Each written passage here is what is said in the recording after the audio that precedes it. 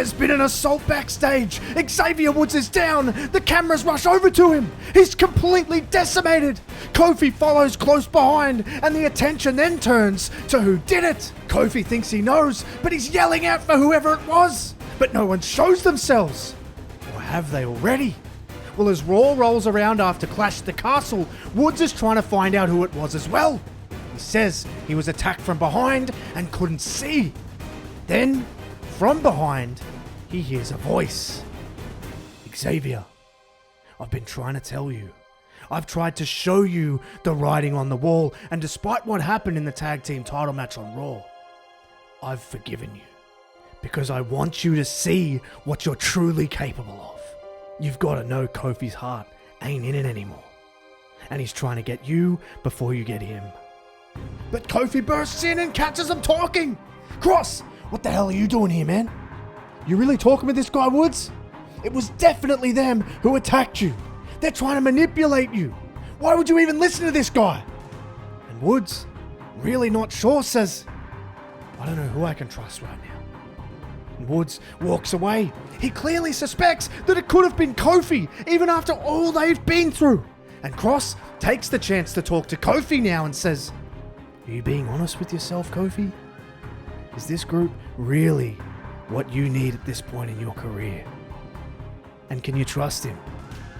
He was awfully quick not to trust you. Cross leaves, and it leaves Kofi and the WWE Universe in a lot of doubt. But there is a serious twist in the tale, because as the show goes on the air the week after, the cameras rush up to another assault. This time, it's Kofi who has been beaten down. This is getting crazy and out of hand, and Xavier Woods is the first on the scene. And now, just like Kofi, he's looking around for the culprit, but no one shows up. Except for Adam Pearce, who gets there and he's asking questions of Xavier Woods, and he says, Woods, who the hell did this? And Woods says, I have no idea. I just came in and I saw him down. But Pearce isn't content with that and says, this seems awfully familiar to your attack. Surely someone has seen something. In fact, hey, Carrion, you come over here. We need to talk. Karrion Kross was watching from a distance, and Pearce questions him heavily. He knows he has got to have something to do with this, but he gives him nothing. Kross just looks at Pearce and says, the writing was always on the wall for them, Pearce. Instead of casting blame on the outside, how about casting an eye inward on them? Pearce is now more confused than ever, but there's still business to handle, and it involves money in the bank. Both Kofi and Woods have been given the chance to qualify for the match. And Woods is keen to get back in the game after missing out on defending his King of the Ring crown via injury. And Kofi wants to chance his arm at singles gold once more. And Kofi is up first, but curiously, Woods isn't at ringside like he usually would be. And Kofi is struggling with the fact that Judgment Day are present and trying to give Finn Balor the chance to qualify for the match. And they succeed. Kofi is outnumbered, defeated, and just as he is pinned, we see Woods rush out, but it's all too little too late. Finn Balor has his chance at the case in Toronto, but it's Woods that has to make a case to Kofi when he meets him on the ramp. Kofi, I'm telling you, I was locked in the dressing room. I couldn't get out here. I had to call Pearce, and he came and let me out. You can ask him. It was out of my hands. And Kofi is hesitant to believe him now for the first time in almost a decade. And Kofi walks away without saying anything until he stops and has a realization. This isn't us, man. What are we doing? We don't do this. We are the New Day. We are brothers forever. And Woods agrees, and the power of positivity seems to be restored. They leave together, but as the camera follows them backstage, there's a very interested onlooker.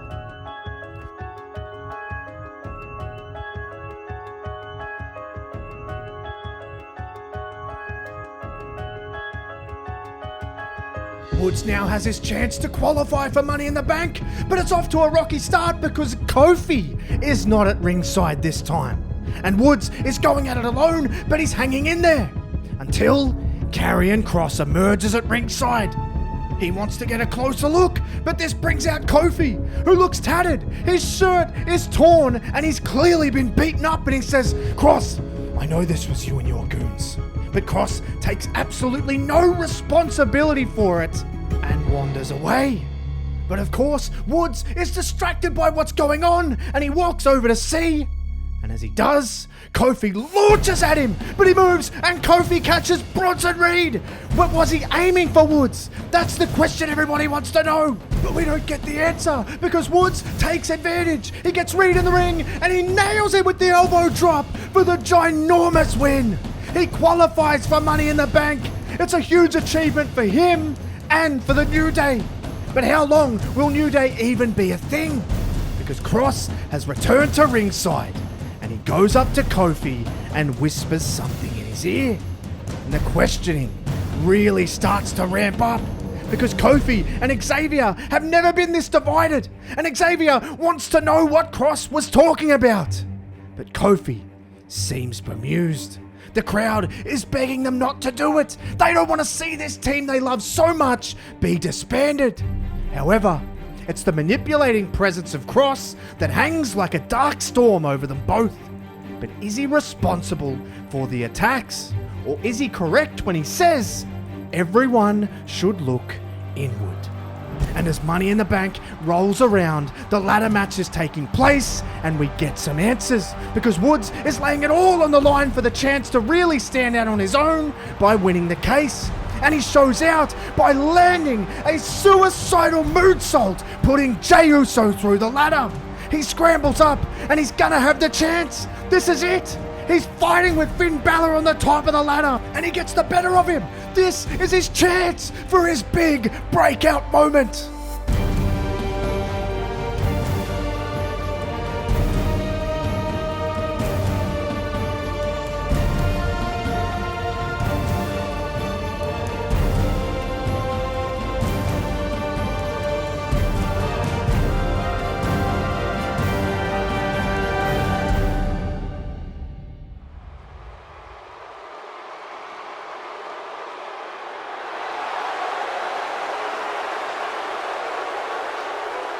He had it coming.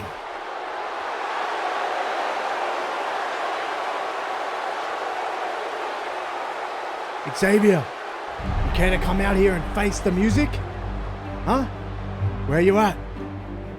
Kofi Kingston, for the first time in a long time, is shrouded in booze. But it's not Xavier Woods that comes out. It's Karrion Kross, who is flanked by AOP, and he looks very smug, and he says, "Congratulations, Kofi. It's fantastic that you've finally come to your senses, and I'm glad you finally listened to me. The writing on the wall was there for a long time. You just finally opened your eyes to see it." And Kofi says, "You're right, Kross. I did see it. I saw it all. So thank you for that. In fact, since Woods isn't out here to tell everyone, how about we show everyone what I saw?"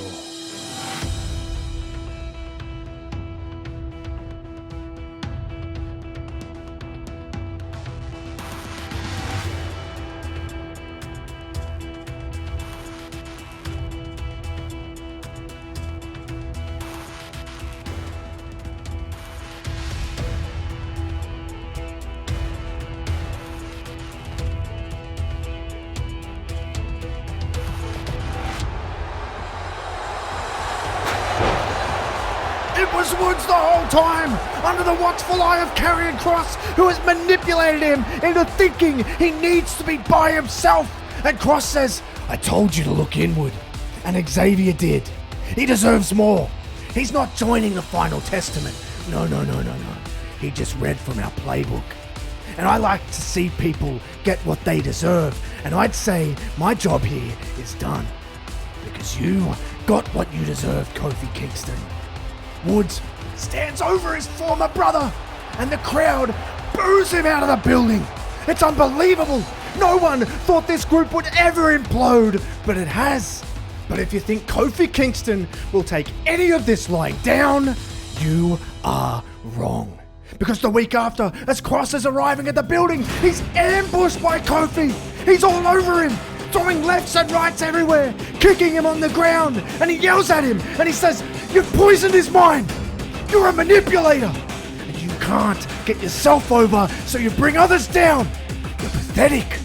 But even while laying on the ground, Cross just laughs and says, "Oh, Kofi, you're just too blind to see it.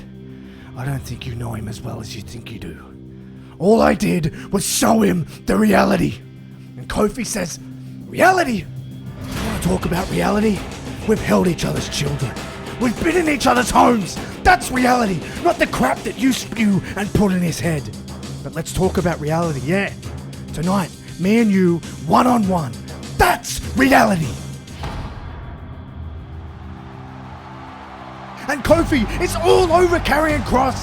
He fights with a passion and an emotion of a man who's been deeply hurt by someone he considers to be a brother. And he blames Kross, and rightfully so. But Kross is overwhelmed and he's in deep trouble, which concerns Scarlett as she watches on from ringside. And this brings out AOP. But if you think that's gonna stop a fired up Kingston, you couldn't be more wrong either. Because Kofi flies over the top rope and collects them both. He runs back in the ring to continue the fight. Kofi is showing a side of him that we seldom see. And he stays on Kross and he hits him with a Trouble in Paradise. But again, the numbers win out because Scarlett distracts the referee while Kofi tries to make the cover. And Kofi is then drilled by a big elbow from Xavier Woods, who quickly escapes the ring, and it allows Kross to wrap his arms around the throat of Kofi, and he ends the match with a Kross jacket. And even though the match is over, Kross won't let it go. He has fully choked out Kofi. But then, as he relinquishes the hold, he goes out and he picks up a chair. But he doesn't choose to use it. Instead, he calls Woods into the ring. And Woods once again listens to Kross, and he's handed the chair by Kross, and then he says, "Now you've seen the writing on the wall and you've made the change. You're gonna do great things, and you're gonna do it on your own. My work here is done, but yours is just beginning. It starts here. Finish the job and get real separation. End him."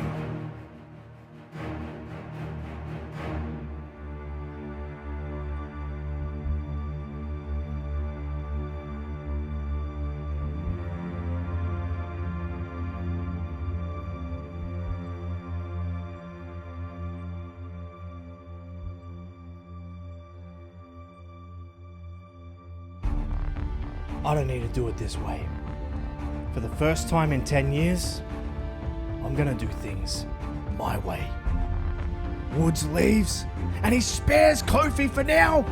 It's very surreal for the fans to see. They are collectively heartbroken. This group has thrived together, no matter what. But Kross has gotten into the head of Woods and convinced him that he could be more. This is shown most on the cusp of SummerSlam when Woods is confronted by his good friend, Tyler Breeze. "Austin, what the hell, man? I haven't heard from you in weeks. None of us have. Up, down, down is failing. You're not talking to anyone. What's up?" And Woods doesn't want to hear it and says, "Isn't it clear what's up? I've made a change for the better. And you're just like the rest of them. You don't see it. And that's why you failed here. That's why you never did anything. You're just happy to sit in the background, sit in the shadows, just like I was, sitting in the shadows of Kofi and E."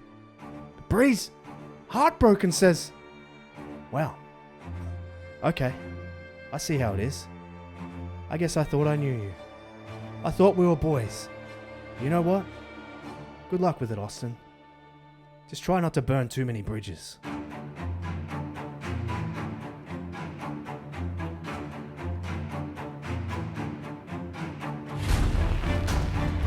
Woods assaults another one of his best friends. This is getting ridiculous. He's all over Breeze, and it's truly gut-wrenching to watch. But as he's beating on him, Kofi shows up and he grabs Woods and throws him to the ground and yells at him and says, "What the hell are you doing, Austin? Damn it, man! What on earth has gotten into you?" We are your friends. No, we're your family. We've always held each other up. We've always put each other first.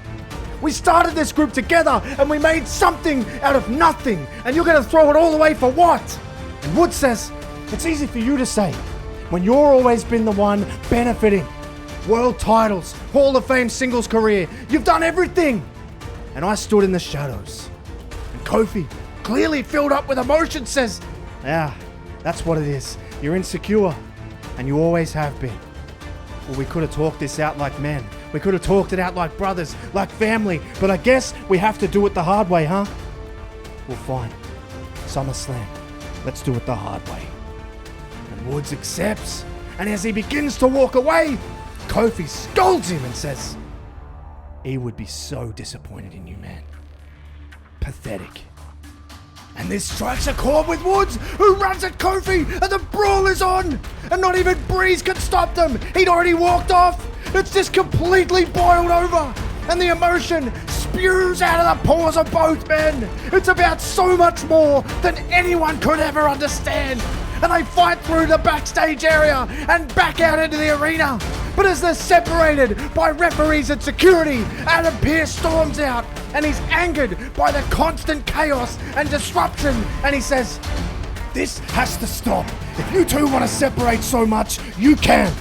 Nick Aldis and I can't separate you in terms of value because you're both as equally valuable to us. So we're going to let you decide. The loser of your match at SummerSlam is traded to SmackDown. And if that doesn't stop you, I have reinforcement ready to help. The loser is traded to an opposite brand. It's fiery, it's personal. And D-Day for the New Day arrives in Cleveland.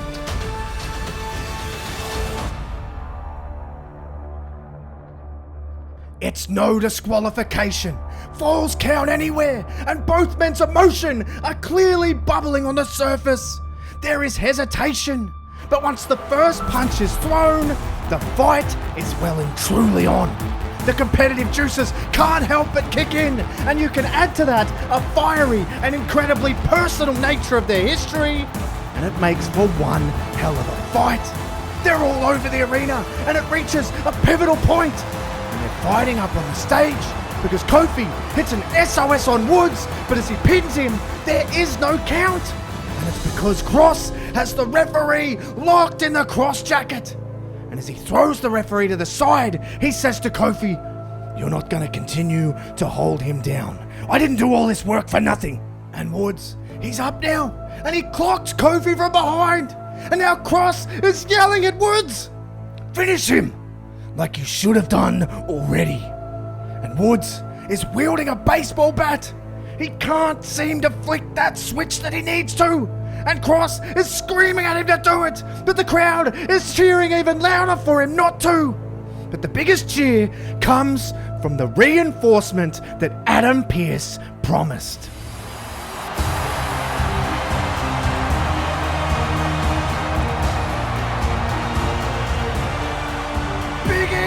He's the deciding factor. He's going to decide the fate of the group that he co-founded. And he looks at Woods and Kofi and says, we settle this like family.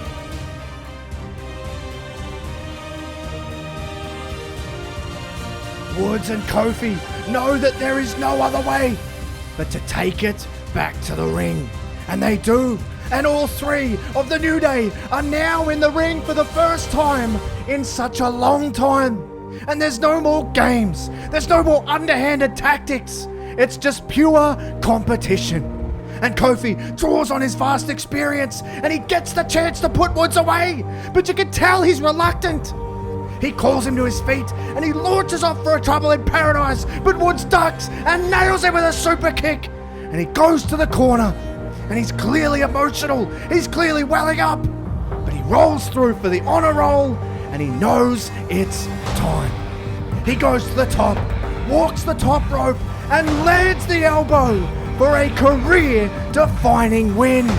Woods defeats a man he's idolized and been mentored by. Woods has his arm raised by Big E and then he leaves the ring. But Big E calls him back and says, I said, we settle this like family.